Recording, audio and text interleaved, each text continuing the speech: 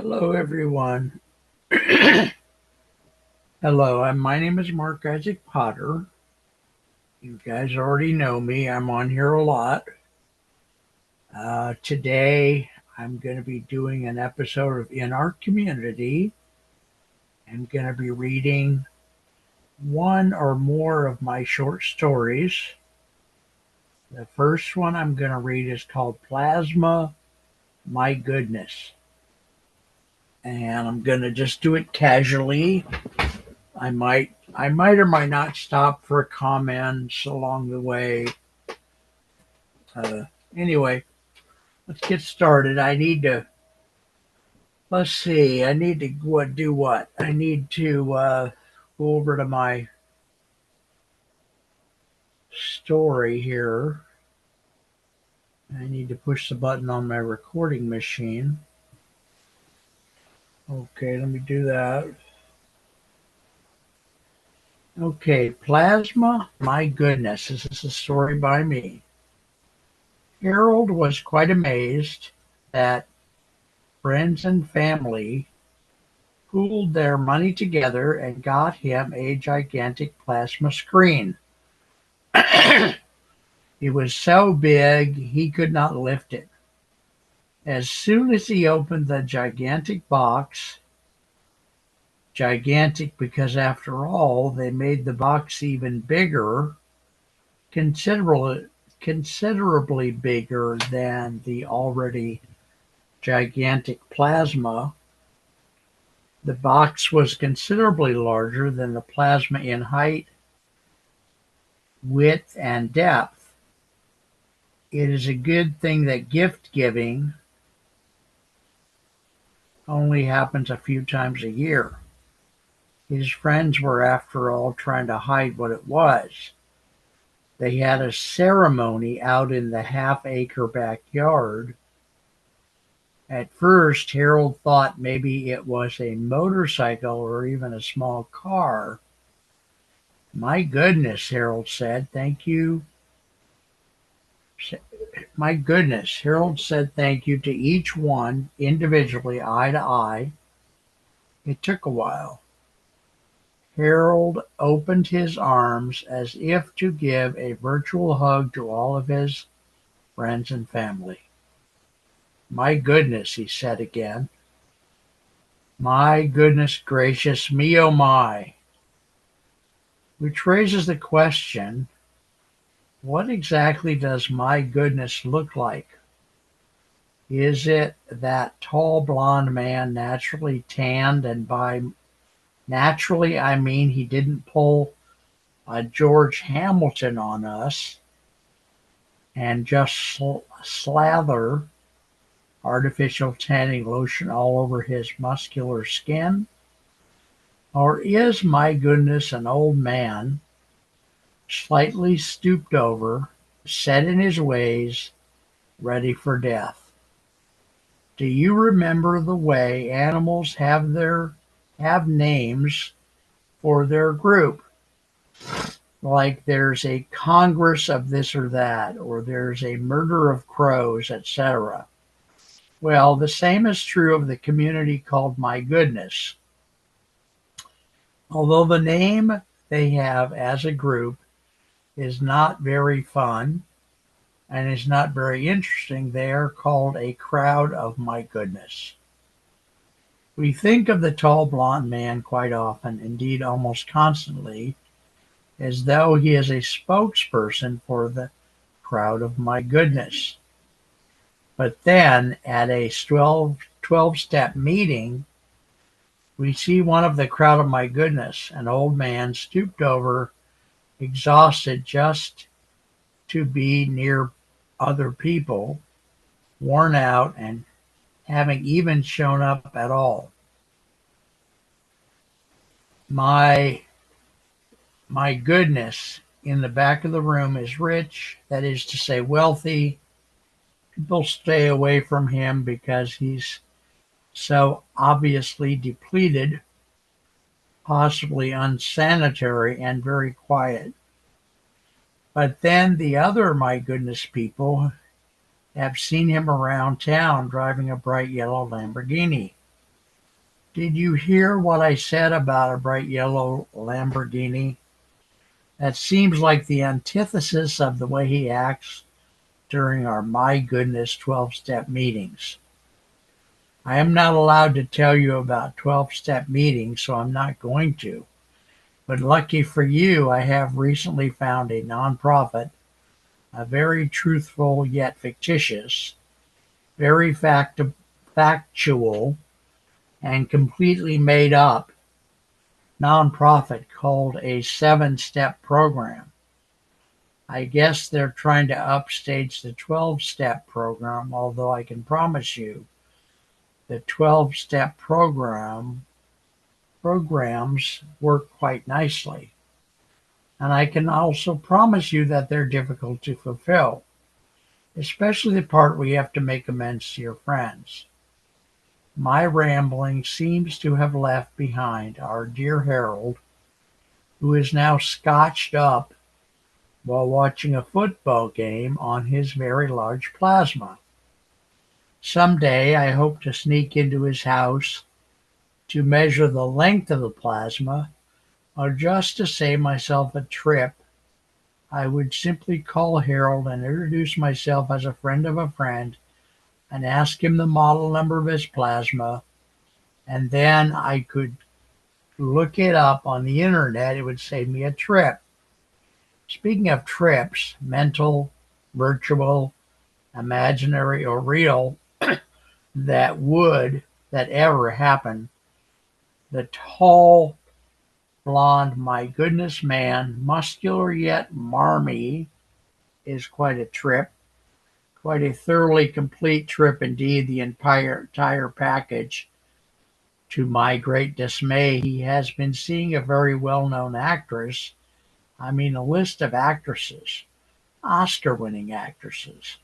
And yet, when he comes to the 12-step My Goodness program, 7-step My Goodness program, he is very shy and very private. One time he even joked that he was going to send someone to the meeting to be him, but then what would be the point of trying to get better or trying to not say my goodness so much? Meanwhile, I swear the old man's stoop has got more stoopy. That is to say, the curvature of his back has increased, the amount of curvature has increased. He's a very lonely man, very polite and very formal. You can see now that finally, after months and months of attending, he's begging for conversation with others, but he isn't pushy. He doesn't push himself, and he certainly doesn't overshare in the group. He shares just about as much as you'd want someone to, but he doesn't overdo it. But yeah, you can tell he's lonely. One time I went to his house. Well, it's an apartment, but he calls it his house. Turns out he lives with his older sister, Rebecca, who is quite far along in her dementia. What is the old man's name? Let's call him Wilbur. Wilbur invited me to his apartment for lunch, and when I got there, he was acting very strange. He's put his finger to his lips, too, as if to motion to me to be very silent. Thankfully, I already knew about the existence of his older sister, Rebecca, and I already knew that she had dementia. Rebecca is going to make lunch for us, he whispered. Please play along if you can, and I'll take you out to lunch later.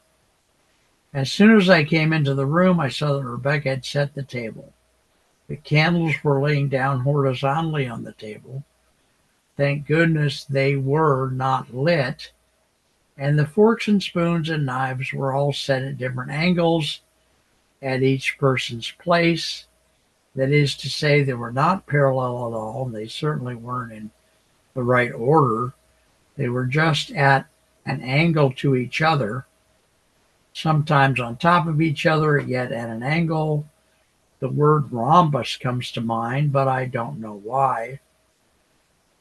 Please sit down, Rebecca said in an ancient, gravelly voice, apologizing for tired voice, uh, uh, a pausing tired voice, and apologetic voice.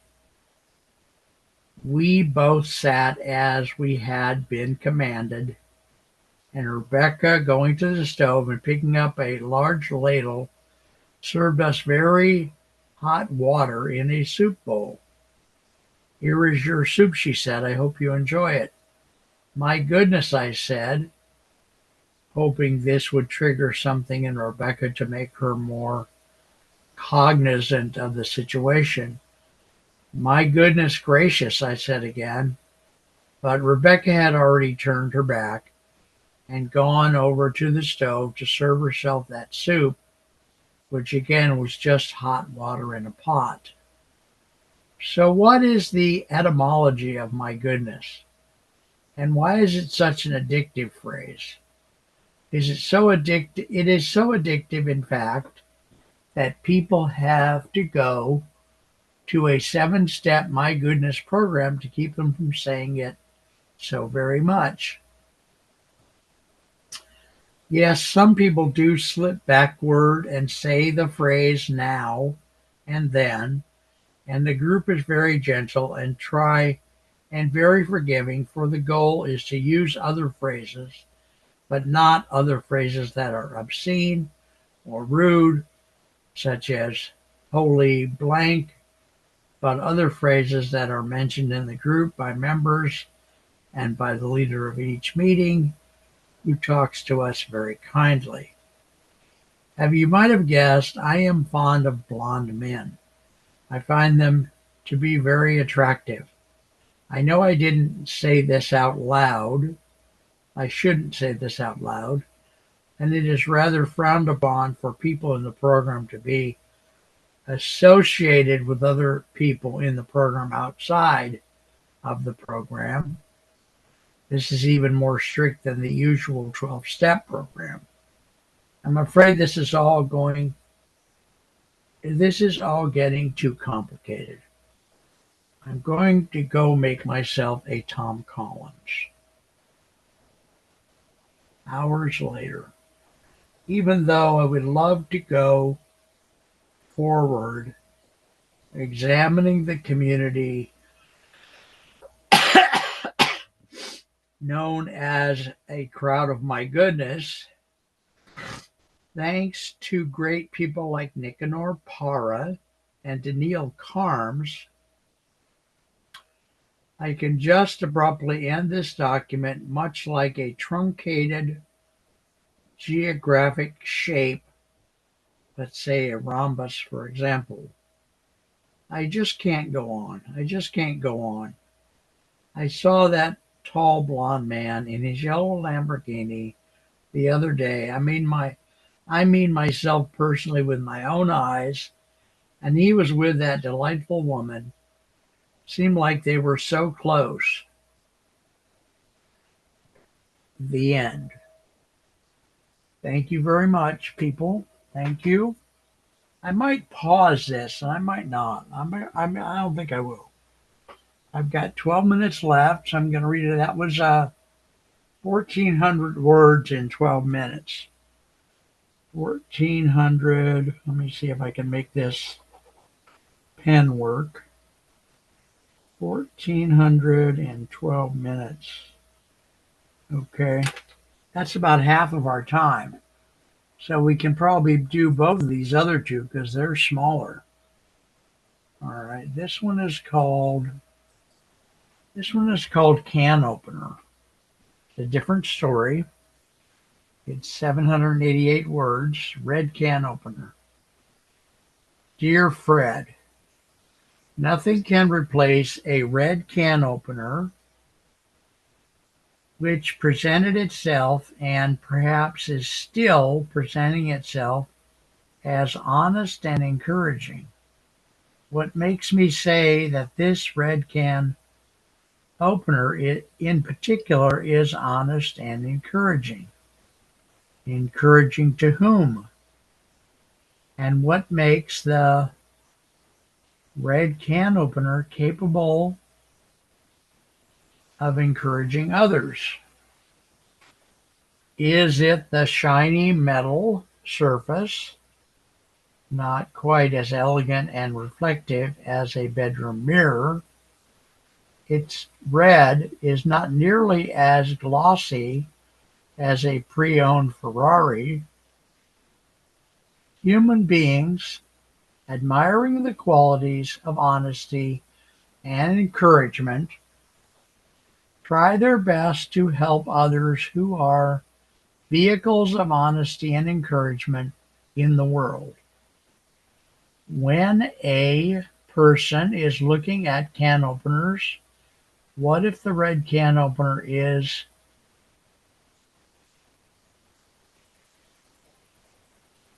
sitting very high on the display mechanism?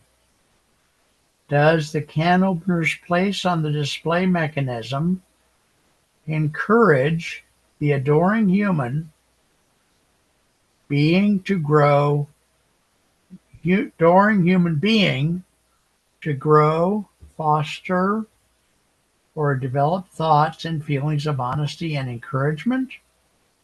What if the display mechanism on which the red can opener is locked has a mind of its own? This story is about the red can opener and not about the kiosk on which it sits.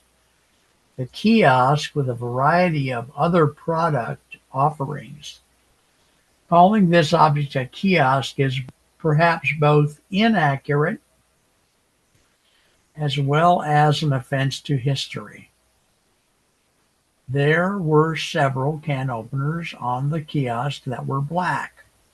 In fact, it may be true that all of the other can openers on this whirling dervish of a display, it may be true that all of the other can openers are black. Could that possibly be true? What is it like to be the only red can opener on a rack of black can openers?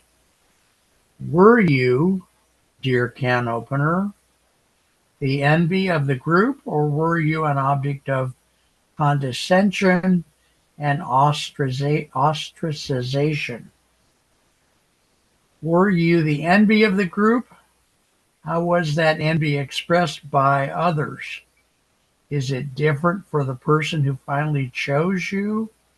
Well, there is a lot to be said. What about the 17 people who came by each 27 minutes, stopped, looked, considered, and then did not choose you? What can be said? And even less can be said about the people who walked by with only a glance. And yet again, even less than what is said above can be said about the people who walked by with no glance at all. Their minds on the sale of cat food or vitamin D. And what of the truck driver whose final job on this run was to back safely and accurately into the loading dock bay without smashing into anything? The driver of the truck had one hand on the steering wheel and one hand on a set of gear shifts and foot on the clutch and one foot on the brake. How many boxes were stacked up on each pallet, and where was your box regarding the stack of boxes? Did the forklift do a respectful job? Part 2. What is a can opener? Do you know that cans were invented long before can openers were invented? Did you know how cans were invented? I happen to know how cans were invented because I did previously research it quite a bit once upon a time. What was it like in the truck? Did you rub up against the open package of number 2 pencils? Did you slam up against the blunt point of the standard Bic pens? Part 3. The French government held a contest as to who could invent a container for carrying food on a very long voyage by ship. I really am telling you this by memory, and I hope to make these comments more accurate with the use of footnotes. The ride in the back of the 18-wheeler with all of the other storage objects must have been harrowing. It must be discouraging to be both honest and encouraging.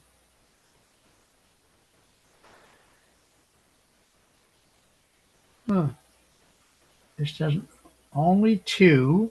That might be the end. I didn't think that was the end.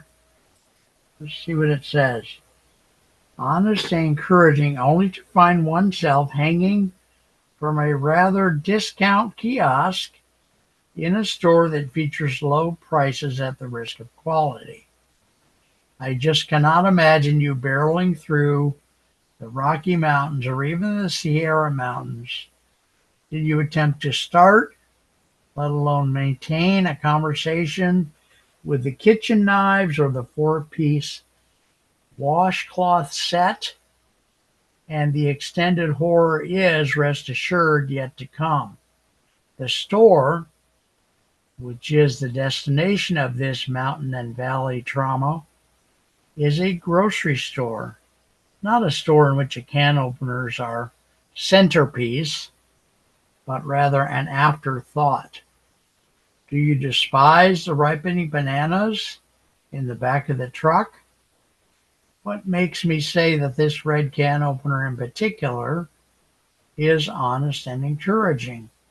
Encouraging to whom? The end. Thank you very much, folks. That was called The Red Can Opener. Now, we have 3 minutes left, but I only set the alarm for 25. So we have a little leeway. So I am going to read a third story. And this story is much shorter, only about 400 words. And it's called, excuse me, it's called My Soiree. Okay, the story is called Goodbye to Soiree. A soiree, of course, is like a party or a festive gathering. Why call it a way station? Oak wood that does not want to be redwood surrounds them like an old, odd hug, a hug that is not a hug full of reassurance, ancient motherhood, a hug full of bastardized reassurance and premature motherhood. Every traveler, none crawl in through the window. Only one has attempted to cut an ice fishing hole through the roof. When men come here, they are like truckers, a home away from home. The playground that this is for children begins for them as they get out of the wagon. Nancy touches her breast, then looks around for the eyes of the horny men. Well, any men. The fishing poles leaning up against the toilet are used for drying panties and poking holes in paper to punch it for the 3-ring binder. A record must be kept. And yes, attaching cheese for the flying mice. No one guesses.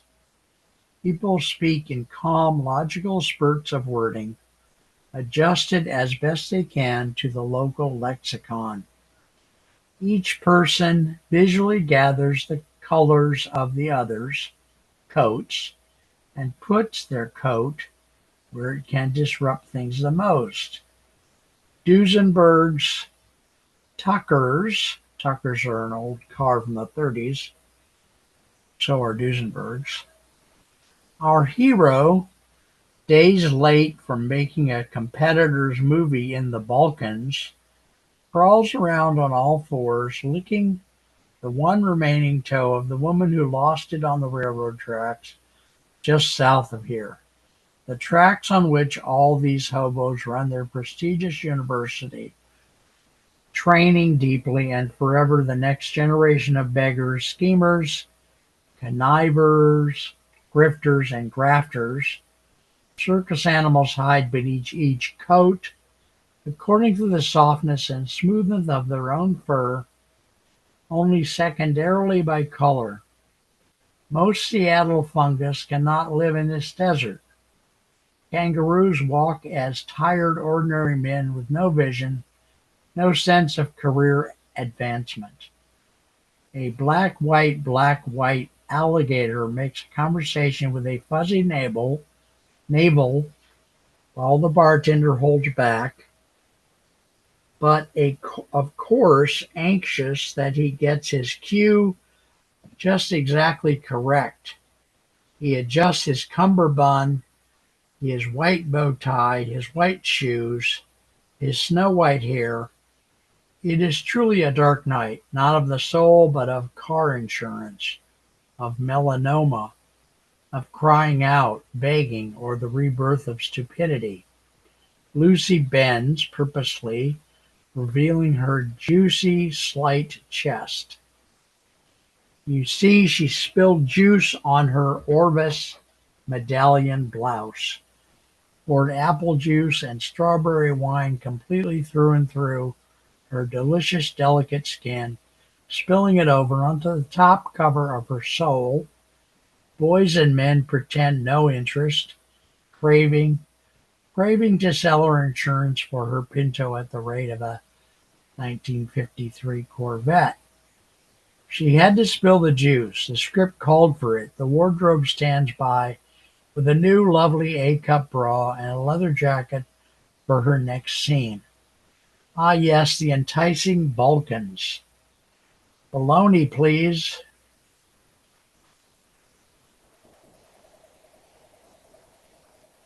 Thank you, folks. That's more than enough. Talk to you soon. I got to end quickly because we've went over the time. Talk to you soon. Take care. Bye-bye.